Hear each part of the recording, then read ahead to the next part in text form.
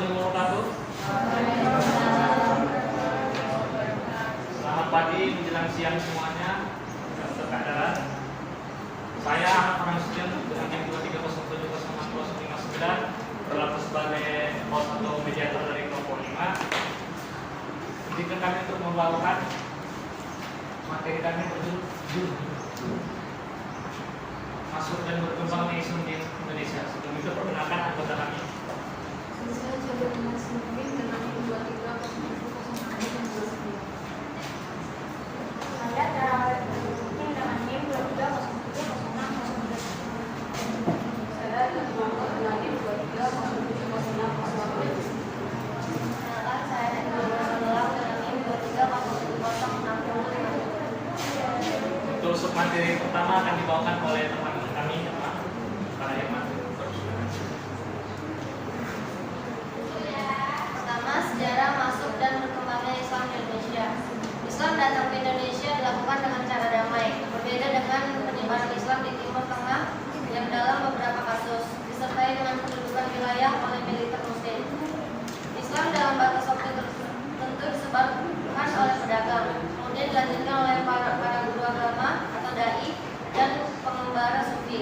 Oleh karena itu, wajar kalau terjadi perbedaan pendapat tentang kapan, dari mana, dan di mana pertama kali Islam datang ke Nusantara.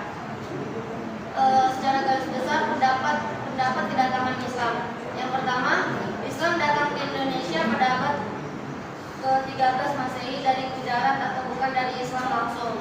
Dengan bukti ditemukannya makam sultan yang beragama Islam pertama bernama Malik Soleh dari kerajaan Samudra Oleh. Raja pertama kerajaan Samudra Pasai yang dikatakan berasal dari Gujarat. Yang kedua, Islam datang ke Indonesia pada abad pertama Hijriah, abad ke-7 sampai ke-8.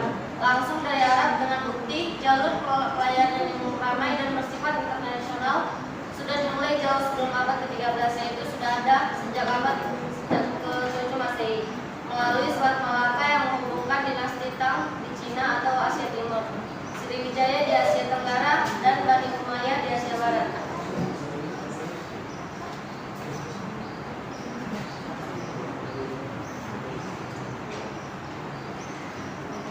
Proses masuk dan berkembangnya Islam. Yang pertama, peran kaum perdagangan. Seperti halnya penyebaran agama Hindu-Buddha, kaum pedagang memegang peran penting dalam proses penyebaran agama Islam. Baik pedagang dari luar Indonesia maupun dari pedagang Indonesia, para pedagang itu datang dan berdagang di pusat-pusat perdagangan daerah pesisir. Malaka merupakan pusat transit para pedagang. Selain itu, bandar-bandar di sekitar Malaka seperti Perlak dan Samudra Pasai juga didatangi oleh para pedagang.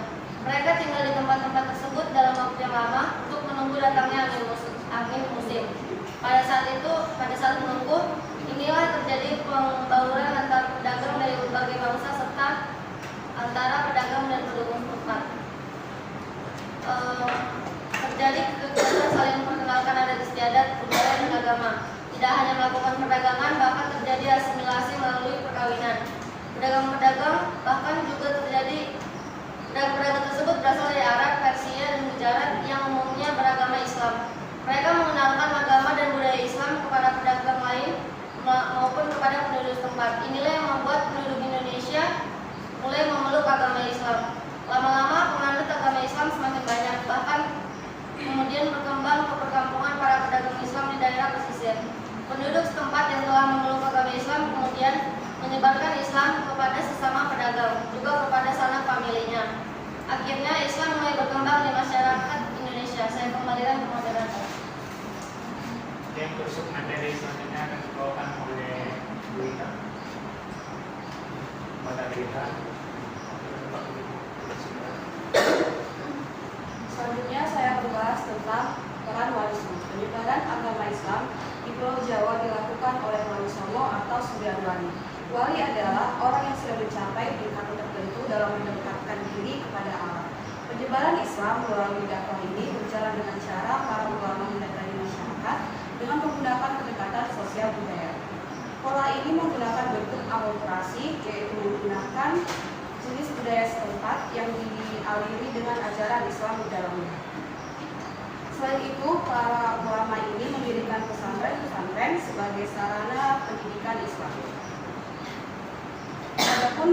wali itu yakni yang pertama Sunan Gresik atau Maulana Malik Ibrahim. Ini merupakan wali yang diyakini sebagai wali pertama di Jawa pada abad ke-15. Yang kedua Sunan Ampel atau Raden Ahmad mengajarkan Islam di Ampel, Surabaya, dan Jawa Timur. Ia juga yang merancang pembangunan masjid di Demak. Yang ketiga Sunan Derajat atau Syarifuddin merupakan anak dari Sunan Ampel, seorang sunan yang berjiwa sosial. Yang keempat Sunan Bonang atau Makhlum Ibrahim, anak dari Sunan Ampel yang menyiarkan Islam di Tuban, Lasem, dan Rembang. Yang kelima Sunan Kalijaga atau Raden Mas Said atau Jaka Said menyiarkan Islam dengan cara menyesuaikan agama Islam dengan lingkungan setempat. Dia juga merupakan seorang pemimpin, pujangga, dan filosof. Yang keenam Sunan Giri atau Raden Panggu menyiarkan Islam di Madura, Bawean, Nusa Tenggara, dan Lampung. Yang ketujuh Sunan Kudus atau Jafar Soli menyiarkan Islam di Kudus dan juga merupakan seorang ahli seni bangunan. Hasilnya adalah masjid dan menara Kudus. Yang kedelapan Sunan Muria atau Raden Umar Said menyiarkan Islam di lereng Gunung Muria, juga merupakan sunan yang dekat dengan rakyat jelata. Yang ke-9 dan terakhir adalah Sunan Gunung Jati atau Syarif Hidayatullah menyiarkan Islam di Banten, Sunda Kelapa, dan Cirebon. Sunan Gunung Jati juga merupakan seorang pemimpin yang berjiwa besar. Saya kembalikan. Untuk materi selanjutnya akan dibawakan oleh Tiara. Materi berikutnya adalah peran bandar-bandar di Indonesia. Para pedagang beragama Islam di bandar-bandar inilah yang mengenalkan Islam kepada para pedagang lain atau kepada penduduk setempat. Dengan demikian, bandar ini yang menjadi pintu masuk dan pusat penyebaran agama Islam di Indonesia. Jika kita lihat, letak di kota pusat kerajaan yang mencela Islam pada umumnya terletak di pesisir dan muara sungai. Dalam perkembangannya, bandar-bandar tersebut umumnya tumbuh menjadi kota. Bahkan ada yang menjadi kerajaan seperti Kerawang, Samudra Pasai, Palembang, Banten, Sunda Kelapa, Cirebon, Demak, Jepara, Tuban, Gresik, Banjarmasin, Goa, Ternate, dan Tidore.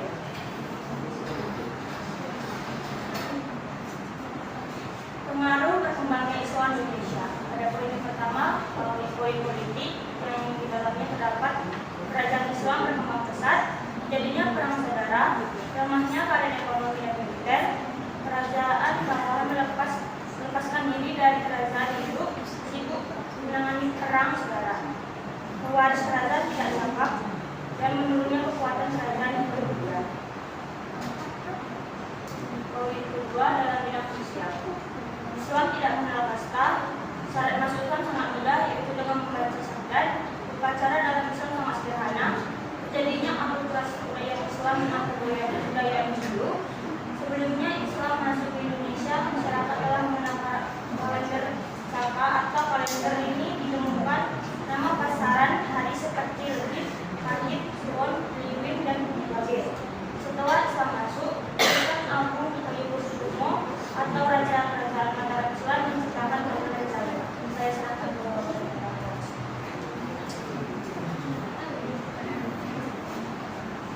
Selanjutnya akan dibawakan oleh saya, yaitu C. Sastra dan Bahasa.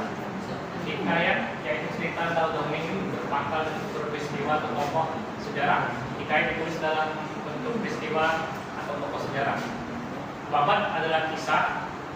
Perkataan pujangga keraton sering dianggap sebagai peristiwa sejarah. Contohnya Babat Tanah Jawa, Babat Tanah Jawi, Jawa kuno, Babat Cirebon, dan masuk ke Sulu. Sulu adalah kitab yang membentangkan soal-soal tasawuf.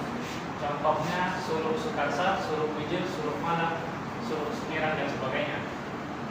Primbon adalah hasil sastra yang sangat dekat dengan Suluk karena berbentuk kitab yang berisi ramalan-ramalan, keajaiban, dan penentuan hari baik. D. Arsitektur dan kesenian. Masjid Indonesia pada zaman Madiyah biasanya mempunyai ciri khas tersendiri, diantaranya yang berbentuk atap tumpang, yaitu atap tersusun. Jumlah atap penumpang itu selalu ganjil, 3 atau 5, seperti di Jawa dan Bali pada masa itu. Tidak adanya menara. Pada masa itu masjid yang mempunyai menara hanya Masjid Banten dan Masjid Kudus. Biasanya masjid dibuat dekat istana, berada di sebelah utara atau selatan, biasanya didirikan di tepi barat alun-alun. Selain di alun-alun, masjid juga dibangun keramat, yaitu makam wali, raja atau wali agama. Oke, untuk materi selanjutnya dibawakan oleh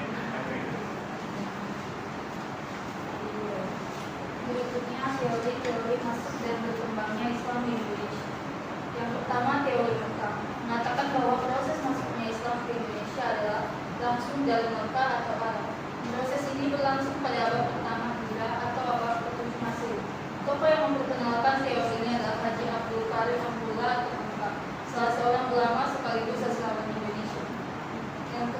Yang kedua, teori Bujalan mengatakan bahwa proses kedatangan Islam ke Indonesia berasal dari Bujalan pada abad ke-7 atau abad ke-13 Masehi. Sarjana pertama yang mengungkapkan teori ini adalah J. Prisnapel dari Universitas Leiden pada abad ke-19. Yang ketiga, teori Persia mengatakan bahwa proses kedatangan Islam ke Indonesia berasal dari daerah Persia atau Parsi atau Libya. Penulis dari teori ini adalah Hussein Jajadidiga, sejarawan asal Banten.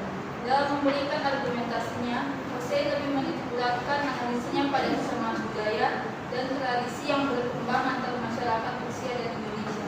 Keempat, teori Cina bahwa proses kedatangan Islam ke Indonesia, khususnya di Jawa, berasal dari para perantau Cina. Bukti-bukti lainnya adalah masjid-masjid tua yang bernilai arsitektur Tiongkok yang didirikan oleh komunitas Cina di berbagai tempat, terutama di Pulau Jawa. Selanjutnya saya kembalikan ke Mbak. Oke, sampailah pada kesimpulan dari pemaparan materi kami, yaitu Islam datang ke Indonesia ketika pengaruh Hindu dan Buddha masih kuat.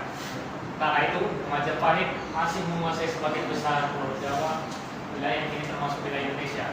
Masyarakat Indonesia berkenal dengan agama dan budaya Islam melalui jalur perdagangan, sama seperti ketika berkenalan dengan agama Hindu dan Buddha. Melalui aktivitas niaga, masyarakat Indonesia yang sudah mengenal Hindu Buddha lambat laun mengenal ajaran Islam. Persebaran Islam ini pertama kali terjadi pada masyarakat pesisir laut yang lebih terbuka terhadap budaya asing. Setelah itu barulah Islam menyebar ke daerah pedalaman dan pegunungan melalui aktivitas ekonomi, pendidikan, dan politik. Proses masuknya agama Islam ke Indonesia tidak berlangsung secara revolusioner, cepat dan tunggal, melainkan revolusi, lambat laun dan sangat beragam. Dan dalam perkembangannya selanjutnya bermuncullah banyak saja kerajaan Islam di Indonesia seperti Samudra Pasai dan kerajaan Islam lainnya. Oke, demikian presentasi dari kami. Selanjutnya kami akan membuka sesi tanya jawab, yaitu 5 pertanyaan. Apa-apa? Sesi tanya jawab akan dibuka mulai dari 3, 2, 1.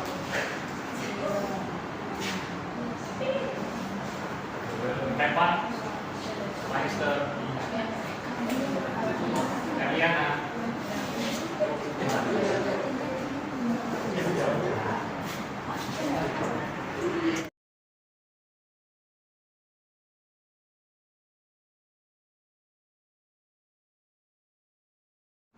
Baik, terima kasih moderator.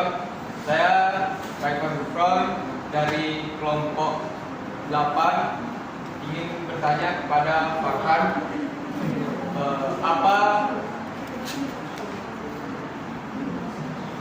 atau siapa mubalik yang melakukan penyebaran agama Islam di tanah Kalimantan? Kalau ada, jelaskan. Terima kasih. Baiklah, terima kasih pada moderator. Saya dari kelompok 6, saya ingin bertanya kepada Hetma. Bagaimana peran perlawanan terhadap penyebaran Islam di beberapa wilayah Indonesia dan bagaimana hal itu mempengaruhi dinamika keberagaman agama di masa lalu dan sekarang? Perkenalkan, nama saya Tena Burbunin dengan NIM 093. Pertanyaan saya, tadi kalian jelaskan mengenai teori-teori masuknya Islam ke Indonesia. Salah satunya teori Bujalan. Pertanyaan saya, coba analisa dan jelaskan faktor-faktor yang mendorong perdagangan Bujalan untuk menyebarkan Islam di Indonesia Utara dengan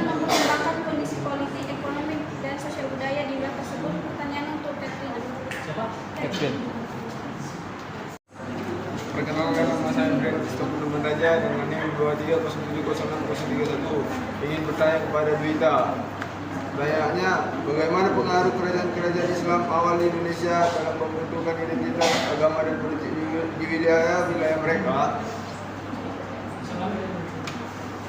Bagaimana pengaruh kerajaan-kerajaan Islam awal di Indonesia dalam pembentukan identitas agama dan politik di wilayah Indonesia?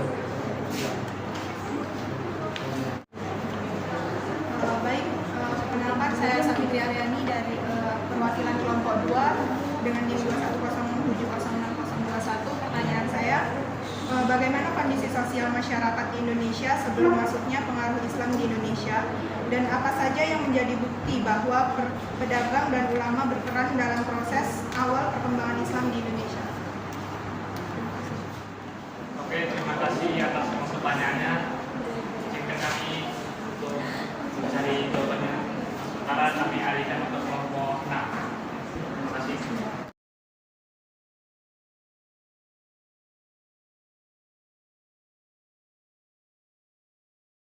Assalamualaikum warahmatullahi wabarakatuh. Kami dari kelompok 5 ini melanjutkan sesi tanya jawab tadi. Pertanyaan pertama tadi.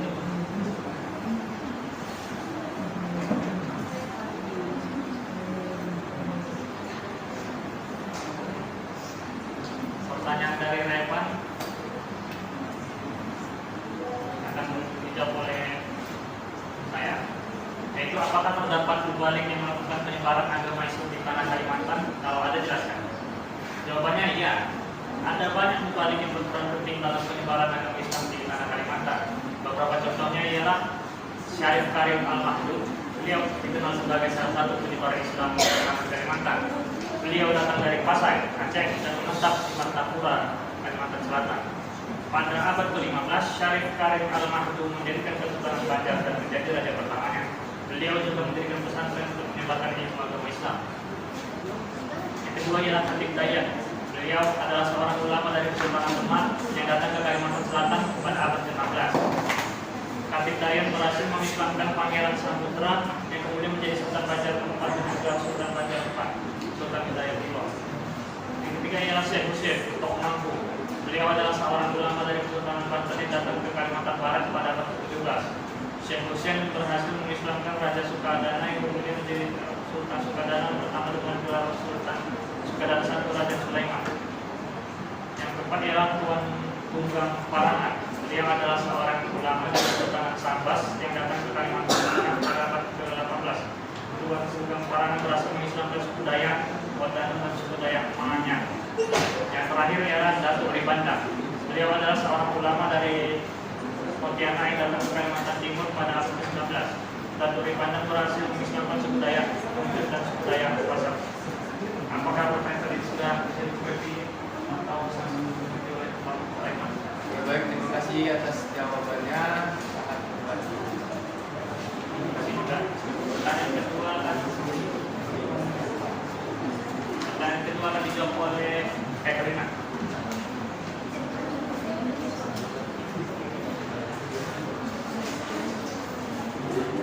Saya ingin menjawab pertanyaan dari pertanyaannya, yaitu coba analisis dan jelaskan faktor-faktor yang mendorong pedagang bujara juga menyebarkan Islam di Nusantara dengan mempertimbangkan kondisi politik, ekonomi, dan sosial di daerah tersebut. Faktor-faktor pendorong pedagang bujara menyebarkan Islam di Nusantara. Para pedagang bujara memainkan peran penting dalam penyebaran Islam di Nusantara. Faktor-faktor yang mendorong mereka untuk aktif menyebarkan Islam di wilayah tersebut dapat dilihat dari kondisi politik, ekonomi, dan sosial pada masa itu. Yang pertama, kondisi politik. 1. Stabilitas politik.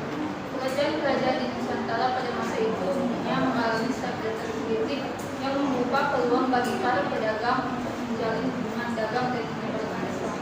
Kedua, keterbukaan politik. Para penguasa di Nusantara pada umumnya terbuka terhadap agama baru dan beberapa di antaranya bahkan memeluk Islam. Hal ini memudahkan para pedagang bujara untuk menyebarkan Islam tanpa hambatan politik. Yang ketiga, pernikahan politik.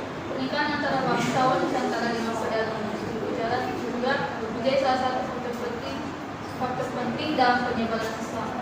Turunan dari pernikahan ini kemudian menjadi pembuka agama dan politik yang menyebarkan Islam di wilayah ini. Kedua, kondisi ekonomi. Pertama, jaringan perdagangan. Pedagang mujarab memiliki jaringan perdagangan yang luas di seluruh Asia, termasuk Nusantara. Jaringan ini memungkinkan mereka untuk menyebarkan Islam ke berbagai wilayah Nusantara. Kedua, kemakmuran ekonomi. Mujarab merupakan daya makmur pada masa itu, sehingga para pedagangnya memiliki modal yang cukup untuk membiayai kegiatan dakwah mereka. Yang ketiga, peran ekonomi Islam. Islam menawarkan sistem ekonomi yang adil dan transparan yang menarik bagi para pedagang dan masyarakat. Yang ketiga, kondisi sosial. Satu, keterbukaan masyarakat. Masyarakat di Nusantara pada masa itu relatif terbuka terhadap agama-agama baru termasuk Islam. Pedagang mujarab dapat memanfaatkan keterbukaan ini untuk mempromosikan Islam dan memperluas pengaruhnya di wilayah tersebut. Dua, keterlibatan pedagang dalam politik. Pedagang mujarab telah terlibat dalam politik di Nusantara, terutama dalam kerajaan-kerajaan Hindu. Mereka dapat memanfaatkan keterlibatan ini untuk mempromosikan juga Islam dan memperluas pengaruhnya di wilayah tersebut. Bagaimana Pak Aswan?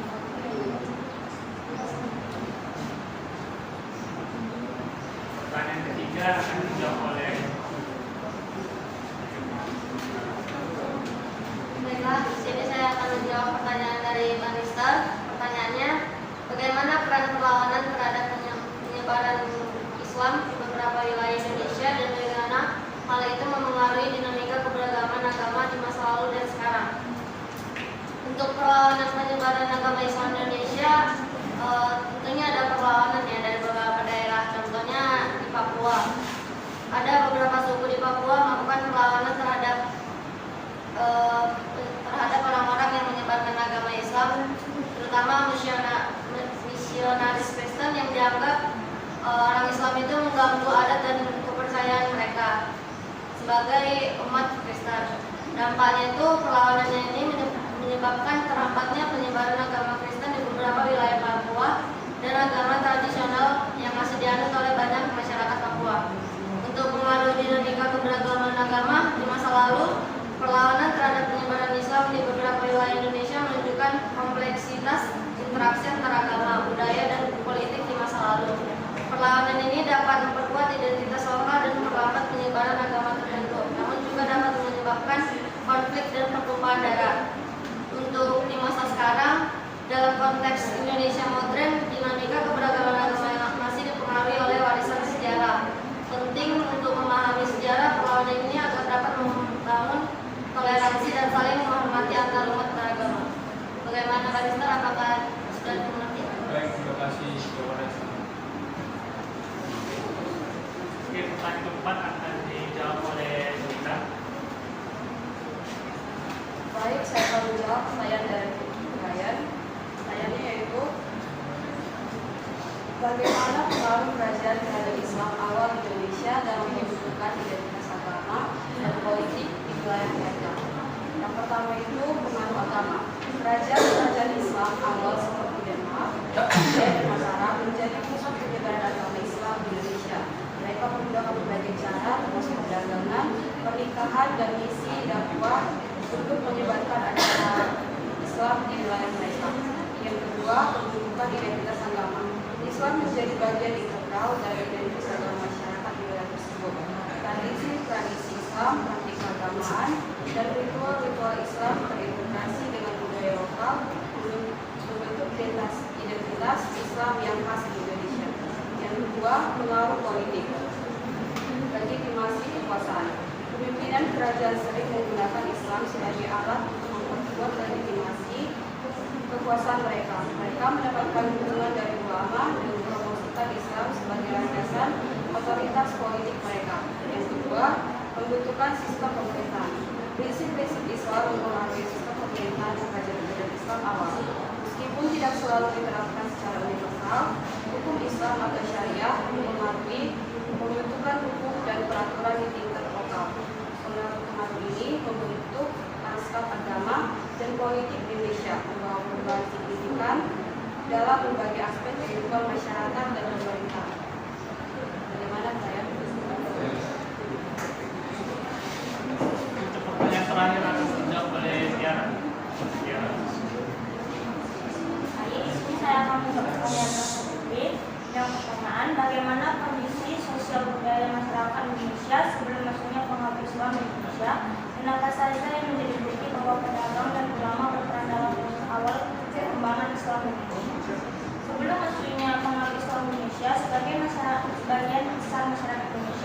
agama Hindu Buddha.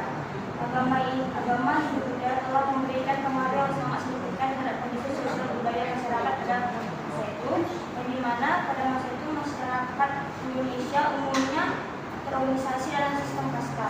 Sistem kasta ini membagi masyarakat menjadi beberapa kelompok berdasarkan status sosial dan pekerjaannya. Selain itu, pada masa itu sebelum masuknya pengaruh Islam, masyarakat Indonesia juga memiliki sistem kepercayaan animisme dan humanisme. Mereka mempercayai adanya roh dan kekuatan gaib dalam alam sekitar mereka. Pedagang dan ulama merupakan peran penting dalam proses awal perkembangan atau masuknya Islam di Indonesia. Ada beberapa bukti peran pedagang dan ulama adalah sebagai berikut. Yang pertama, penyebaran Islam di Indonesia dimulai dari daerah-daerah pesisir seperti Sumatera, Jawa, yang menjadi jalur utama bagi pedagang dan ulama yang datang dari Arab dan Persia. Yang kedua, adanya peninggalan sejarah seperti masjid-masjid dan makam-makam ulama yang menunjukkan adanya karya ulama Indonesia pada awal perkembangan Islam. Yang ketiga, adanya tradisi dan adat istiadat yang masih dipertahankan hingga sekarang, seperti tradisi berpuasa dan berzikir, yang menunjukkan adanya pengaruh Islam pada masyarakat Indonesia. Pada masa sendiri apakah jawabannya? Baiklah, intisari dari materi tentang masuknya perkembangan Islam ke Indonesia ialah bahwa walaupun masuk dengan jalur perdamaian, bukan berarti agama Islam masuk tanpa hambatan ke Indonesia. Banyak-banyak faktor yang menghambat juga, seperti faktor akses, yaitu susahnya masuk ke pedalaman, faktor perbedaan budaya, dan faktor masyarakat pribumi yang sudah memiliki agama atau kepercayaan tertentu. Jadi masuknya Islam tidak berlangsung secara cepat, tapi secara bertahap selama dari abad ke-7 hingga sampai sekarang. Terima kasih. Itu dari saya dapat saya simpulkan. Kami dari kelompok 5 berdiri apabila ada kesalahan dan kekurangan kami mohon maaf. Assalamualaikum warahmatullahi wabarakatuh. Selamat siang.